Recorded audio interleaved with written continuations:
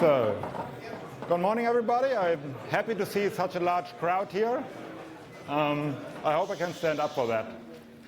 So, I will talk a little bit today about a little bit about Matter and Thread as a connectivity solution for embedded here. So, the agenda I have, giving a little bit of the scope for the talk, then give you like an overview about Matter, so I don't know how is familiar with that, how is familiar with OpenThread and so on. So I will start a little bit with that. Then how I'm using it, or what we are doing, using it on Yocto, as well as on Zephyr. And then also how we are using Matter on top of OpenThread. Talking about the more generic mesh capabilities that Thread is offering you, and the border router that is needed to get it all hooked together. And then about one more detail that is just has been introduced about like multicast DNS discovery proxy, as well as service registration protocol. And then how I tied it together for our use cases as a transparent gateway blueprint. So I only have 20 minutes, so if I'm rushing it a little bit, don't worry. The slides are available. There's also like a lot more slides after the as an appendix. You can look them up later on as well. So for the scope here, my goal and my ideas have been like we need to do something for low power. It should be wireless. I wanted to have IPv6 end-to-end connectivity. I want to look for power budget. So having, for example, small sensor devices that can run on a coin cell battery for whatever, 6 months, a year, maybe 2 years, depending on the use cases and the usage. And having mesh capabilities, so don't have only like direct connections, but really like being able to extend the network over time by adding more devices and so on. And for the situation with the power budget, sleepy end devices that really only wake up if they are being interrupted for a specific use case, or only waking up for a short amount of time to querying the parent to get data, that is also something I considered here. All the stuff I'm talking about here are obviously open source solutions. Thread as well as Matter have found consortiums around them to like do products and do like testing and verification, as well as getting a certification and so on. This is definitely something different. So if you want to build a product, you might need to pay for some specific parts, but all the software side or the engineering side, that is open source here, and that's what I'm going to talk about. So Matter. Some people might have heard about it before. It was formerly known as Connected Home over IP, or SHIP in short.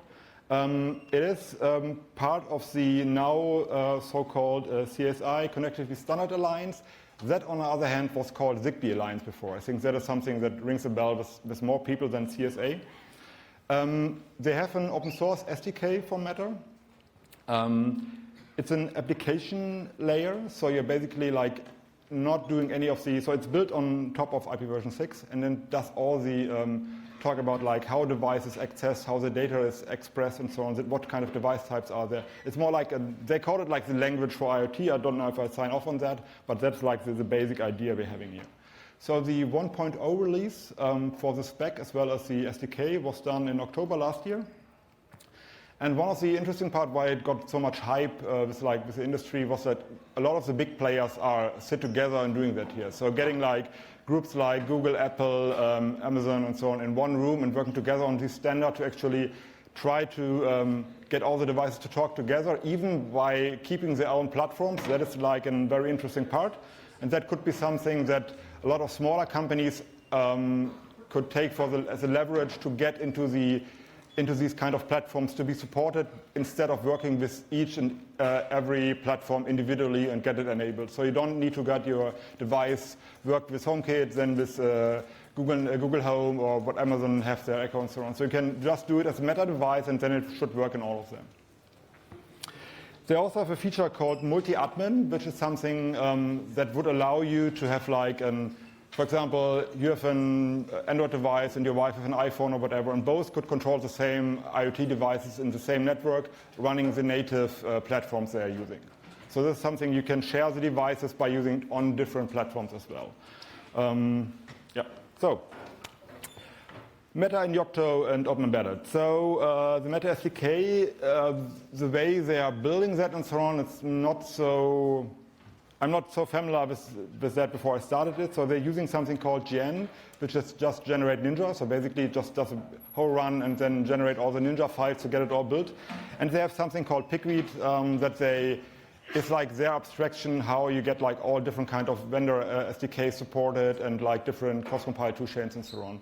This is like difficult to get that into something like Yocto Open Embedded, which just focus on the cross-compiling part here. So that was quite a bit of work. So we had to do like an GN base class to get it supported and did a lot of like work around here. But in any way, we got that part working. So we have the core libraries building. We have the examples that are part of the SDK building. We have that all in our Oniro layer. But there's also a different layer from NXP, MetaMatter, which does it a little bit differently, but in the end you're getting the same result. You have like the integration to run that on a Linux system. So this is that is all there. You can take that and then build on top of the library and take the examples devices to like do whatever you want there. On the Zephyr side, so Oniro is a project that runs not only on Linux, but we also run it on the Zephyr side. So we have like multiple kernels there. So we always need to make sure that we want to have the integration part there as well. I have been working on a proof of concept to get Matter as a sub-module or as a Zephyr module integrated. So the build system would, inside the Matter SDK, there is like a platform abstraction for Zephyr, which is based on two SDKs from, I think, Nordic and T-Link. Their SDKs are based on Zephyr as well, and they have like a generic Zephyr abstraction now. And then we have the integration parts where we have a CMake file and so on to hook that into the Zephyr build system via an external module. And you have like a specific module YAML file that just tells where the CMake file is, how is the setup, how the build setup is, and so on. And then you're setting things like OpenThread as dependencies on. This is not ready yet, so that's why I have no link here. I'm still working on that. I hope to get it ready, but as always, takes a bit more time than expected. But that's definitely something that could be interesting to get that running on the Zephyr side as well. So technically, it's possible. I saw it working in the different other SDKs. But for our use case, we wanted to have it working with Zephyr upstream without any specific silicon vendor add-ons and so on. So this is why we are going this approach. So Meta devices. So the device types that are available in the SDK coming from the 1.0 release are very limited. I think they only have like 5 device types specified right now. There are definitely a lot more coming and will come in the next upcoming releases. So Meta is doing like 2 releases per year in spring and autumn. So there should be a lot more going on there. They're using the Zigbee cluster library, so in case you're familiar with that from older projects or something, so they're basing their device types and abstraction on that one, extending it a little bit, and then using it. But it should be a very good base for your own devices. It doesn't mean it covers all the nitty details you have maybe on your product or something, but it could be a good entry point to cover the basic functionality, and then for details you might leave that out and have like an out-of-band situation. Or you go to the Meta working group and work with them to extend that over time. As usual, like setup is the QR codes you might know from other devices already, like HomeKit and so on. You can also have a pin, and then you have NFC that is upcoming that you can use it as well. So in terms of connectivity layers, what they are supporting in the beginning, that is Ethernet and Wi-Fi. There's no much need to like adapt it or anything. For Wi-Fi, they're working on a better soft. So right now, it's a soft AP setup if you want to bring a device in, but that means you would need, for example, if you do the soft AP with your phone and then you miss the connectivity to your normal data. So they're working with a Wi-Fi alliance to change that as a neighboring service. So that is good. Bluetooth Low Energy is also available for device onboarding. It's not a connectivity layer they're using on for data transmission, but it's just only for onboarding. And as I mentioned before, they have like these. If your device supports more than the device type extractions they are doing, you either need to work together with them to extend that, or you need to find a way to have that as an out-of-bound connectivity. But here comes the beauty of being IP version 6. You have like end-to-end connectivity to the device. And if you, for example, have like a mobile application or something that would control this, you could still do all the work with Meta to support the basic functionality and then hand over to the end device over IP version 6 and then control the device for like an extended API you might offer on the device. But Ethernet and Wi-Fi are not really the ones I was looking into when looking at the power budget and designing devices that are really power budget friendly and can run for like a year or so on a battery. So I was looking into Thread for that. So OpenThread is the open source implementation of the Thread specification. Thread group is the governance body again. Membership, you have to pay a fee if you want to get certified and so on, but you don't have to do that if you're just going for the implementation with OpenThread. It's BSD3 licensed, so that's all easy for you to integrate in your products and so on. It's mostly driven by Google and formerly Nest, and it has a very established code base already in products and running in the millions in the world already. So Thread is a mesh network. So what does it cover here? So you have like different types of devices that are part of the mesh network. You have full thread devices, which are normally devices that have like a good amount of power budget, being either line powered or having like a big battery that they can operate on. These are like often like routers that can like take the packet, forward it to another one, and make sure that the whole data keeps flowing. And then you have like router eligible devices, which is something that will become a router if the mesh network needs them later on to make sure that the data keeps flowing, or if they are like in a corner of the mesh network where they need to increase the quality for all the other nodes available. Or there could be just a simple full-end device which is just operating there, not doing any routing or something, but still being a full-end device. And then for the power constraint devices, you have like minimal thread devices, which are minimal end devices, and they can be sleepy devices. So basically, they would like spend most of their lifetime just being asleep, not drawing as little power as possible, and only wake up if they are getting an interrupt, like when you open your window or something like that. You want to send a notification out for that, or you just have a short poll to a parent and ask if there's any data left for you. So they're using 15.4 as a base layer, a file layer. And they have a functionality where you send out a packet to if there's any data available for you, and even in the egg frame already, you have like a bit set where it says, oh, there's data waiting for you, don't go asleep, poll me again, and then you're getting all the data. And if not, you can fall asleep already again. You can also have like in the newer specifications, you have something that is like synchronized schedules, but that would mean you need a newer type of like chips available. Not all of them do that, so you would have to need like 15.4, the 2015 release for that. So you need to find like the silicon chips that actually support that, and then you can get that running as well.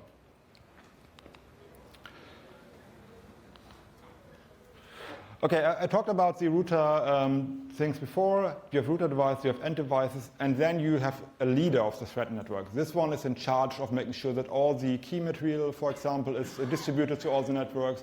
All the keys are getting rolled over if they're running out of frame counter, and so on. That really makes sure that all the stuff is available and all the devices get the needed information. And then you obviously have like a standby leader if the leader is like running out of battery or like someone tripped over the power cable or something like that. So you have all of that covered in the mesh functionality as well. And the other important device that is available in such a network is the border router, because you want to have these kind of things obviously connected to at least to your home network. Maybe even to the internet, that's up to you, but you want to have like more devices than only within the thread network. And that is where the border router comes in. I will talk about that a little bit later because that's also relevant to the meta part for the integration. In terms of addressing, there's like 3 different types of addresses. So you have like the link local, what you can reach directly within your range, in your wireless receiving range or transmitting range. And then you have mesh local addressing, which is like available in the whole mesh network. And then you have like the global addresses. It's all IP version 6 addresses, and they have like allow you to like individually target specific parts of the mesh and so on. I'm rushing through that a little bit because it's too much to go into all the details here in 20 minutes, but it's a little bit more in the slides. So in terms of the software they're having there available, there's the OpenThread core library, which is used for all of them. Then you have abstractions for like all the different silicon vendors integrating with their SDKs and so on. So you can see them all there listed. If you have a specific device, for example, running that, you could do bare metal on that as well. Or you could go and run it, for example, as an OpenThread module on Zephyr being supported. And on the Linux side, you have like 2 basic services that are running. There's the OT daemon, which is like the basically only a full end device, which could operate as a normal end device in the network. And then you have the OpenThread border router POSIX, how they call it. That is the full border router setup that you would run on your Linux device if it's the border router and engaging there. So talking about all the power constraints you're having. So there are two advancements that have been happening, driven by Meta mostly, but falling back to Thread to make it even more power efficient. So this is a multicast DNS discovery proxy and the service registration protocol. So I talked before, the border router is like the central part here to shield the mesh network from the rest of the network or the other way around. And this is, so if you look at a lot of the IoT devices you have maybe in your home or you know about, these are often like vendors where you have like one specific hub for your specific device types and so on. Then you have the next hub for the other types and so on. This is all crowded and so on. And for the border router, this is often more a software component that can be updated in devices that are already available. So the 15.4 radios, they are used for threads that are the same radios that are used for Zigbee. That means all the hubs that you might have already have Zigbee support. It is up to the hardware vendor if they want to change that over to a different firmware and then all the other software around it to make sure they can also support Thread. It's also possible to run like both of them in parallel if you do like multi-protocol on the firmware level where you have like Zigbee device support as well as Thread device support. That's a bit more complicated, but it is possible as well. But nowadays, so one of the problems I saw when I worked with Thread the first time was like everybody needs to get like another device being the hub and so on. But if you look around now, there's tons of devices already available that offer border router functionality. All the Apple devices like the HomePod Mini, Apple TV, or the Google Nest device, Echo and so on. All these things are like if you have them in your house already, or like people, your target audience have them in the house already, it's already sorted out. And then there's a lot more hubs doing the support as well. The new IKEA hub has support for it. I think that the SmartThings hub is going to plan support for it and so on. Then a lot of these smaller vendors as well coming out hopefully over the year. So that means if you bring home an OpenThread device or a Thread device, you shouldn't be worried to get it on board as long as you have some of these. So it's not as easy support as Wi-Fi, for example, right now, but it's good to get traction there. But coming back to the situation about the discovery proxy.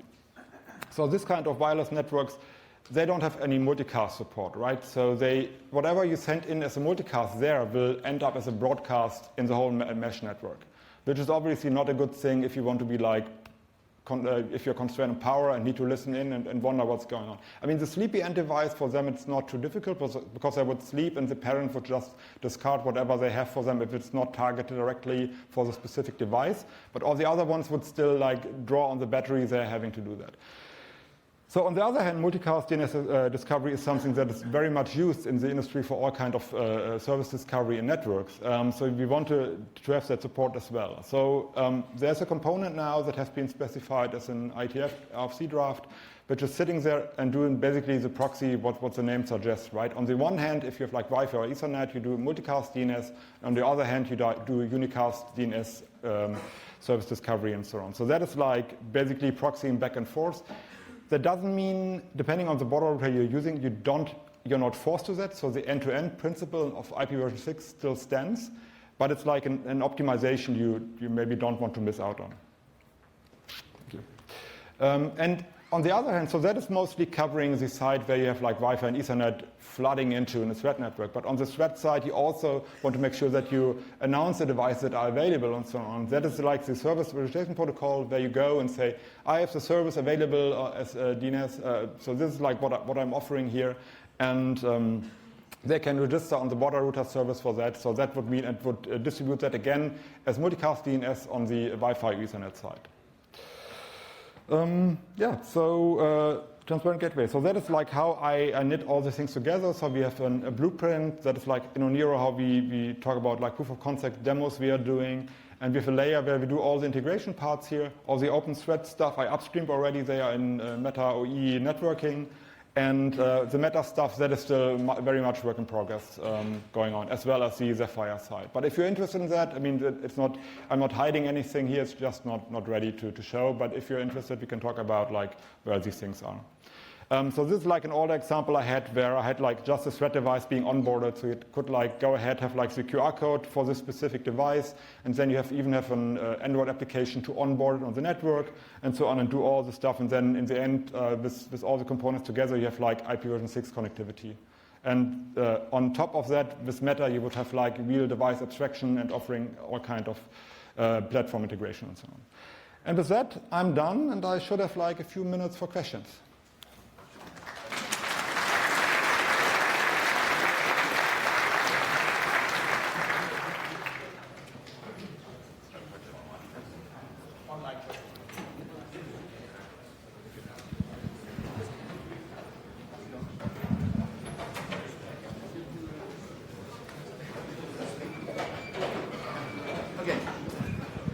Hi there, thank you very much for that. We're currently looking at developing a Matter cellular gateway using some of the new ESP32 chips that are coming out. Okay. What I'm having trouble getting a little bit louder. What I'm having trouble getting my head around is the underlying physical layer in terms of 802.15.4 versus Wi-Fi 802.11.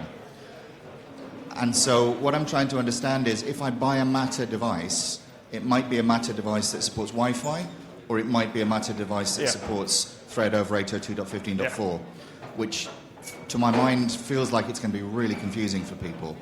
And I'm asking, as we go to develop this border router, should we focus on supporting sensor-like devices that are Wi-Fi devices, or 802.15.4 devices, or is it not that simple? I think it's sensible to make sure that you have at least a 15.4 radio in the device, because I think all the sensor devices you will see coming are most likely to use Thread, because just power budget-wise, I mean, at least the feedback I saw in the working groups and the feedbacks I got in the working groups. Okay. Excuse me. If you're moving in or out of the room, can you please do that quietly whilst we're doing the Q&A? And try and keep the noise down to a minimum because it's getting very difficult to be heard here. So please be considerate to others.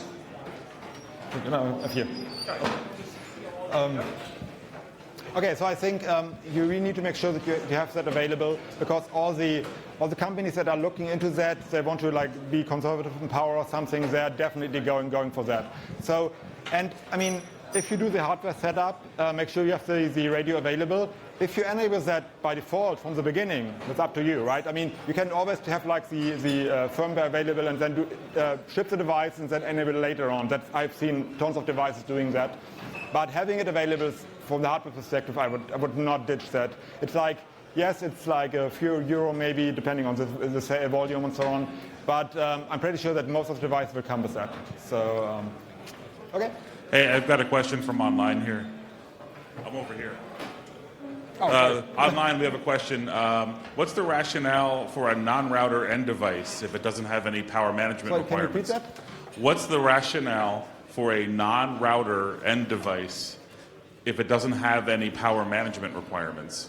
Okay. I mean, the thing is, it could be a router. Normally, in that case, it would be like a read, like a router eligible device. But you don't need all the routers available in your network, right? I mean, you have like, if you have a mesh network, and depending on how the topology is, and like maybe your house or your how the environment is, basically, you have maybe enough routers available at that point. So all of the full end devices can do that, but you might don't choose for that. So, okay. Okay, any more questions? You, sir? Can you put your hand up?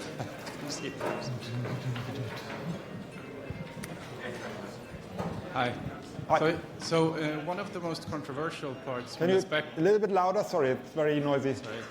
So one of the most controversial parts of the spec when it was released was they were talking about authentication onto the network, like onboarding via blockchain. Yeah. Can you discuss that a little bit? Okay, so what you reference to is like the distributed ledger. So one of the ideas that is like worked around in the Meta working group is like the distributed ledger, where you can authenticate the devices that are like, so you're basically not getting fake devices in the network and so on. That's definitely something that could be problematic for if you want to like do your own devices in your own home, for example, and get them onboarded. I still have to see if that is really enforced or not. That is really depending on the platform and so on, how you're using that together. Yeah, but I need to hear it, so a microphone or something. And have you managed to get a DIY device onto an actual Google Matter network yet? Not on a Google network, no. What I was able to get it all working together on my own setup, but I didn't work against the platforms and so on.